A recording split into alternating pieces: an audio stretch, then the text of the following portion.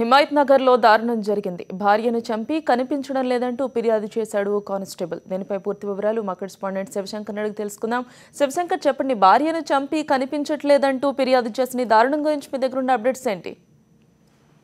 Gautami, reserve bank లో constable గా పనిచేస్తున్న రామకృష్ణ తన భార్యను ఆగస్టు 6వ తారీఖున చంపేసి వికారాబాద్ అడవుల్లో కూర్చడం జరిగింది. తర్వాత ఏమీ తెలియనట్టుగా ఆగస్టు 14వ తారీఖు నాడు నారాయణగూడ పోలీస్ స్టేషన్ లో తన భార్య కనిపించడం లేదంటూ మిస్సింగ్ కేసు నమోదు చేయించాడు. తర్వాత పోలీసులు తమదైన స్థాయిలో విచారించిన తర్వాత తనే హంతకుడని విచారణలో వెల్లడైంది. తనతో పాటు తన స్నేహితుడి సహాయంతో ఆగస్టు 6వ తారీఖు నాడు తన భార్యను హతమార్చి ఇద్దరు కలిసి వికారాబాద్ లోని అడవుల్లో కూర్చడం జరిగింది.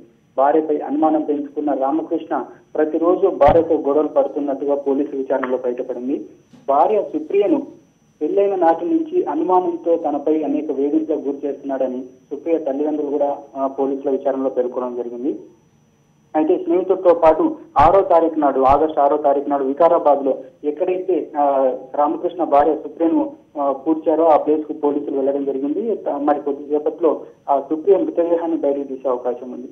అయితే ఇంకా ఈ మృతుడితో అంటే రామకృష్ణతో పాటు హత్య నేరంలో ఎవరెవరు పాల్గొంటున్నారో తనతో పాటు స్నేహితుడు కాకుండా ఇంకా ఎవరైనా ఉన్నారన్న కోణంలో కూడా పోలీసులు దర్యాప్తు చేస్తున్నారు.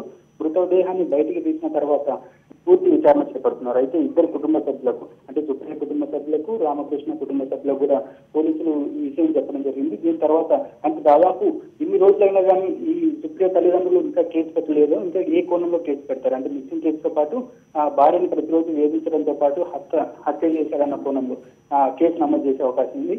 ఇన్ని రోజుల నుంచి కూడా తమకు ఈ విషయాన్ని చెప్పలేదని చెప్పి సుప్రియ తల్లిదండ్రులు కూడా ఆవేదన వ్యక్తం చేస్తున్నారు. అయితే పోలీసులు తల్లిదండ్రులు ఇచ్చిన కేసు ప్రకారం వాళ్ళు చెప్పిన శిక్షణ ప్రకారం హంతకుడు రామకృష్ణపై కేసు నమోదు చేసి విచారణ చేపట్టే అవకాశం ఉంది. Gautami, thank you Shivshankar.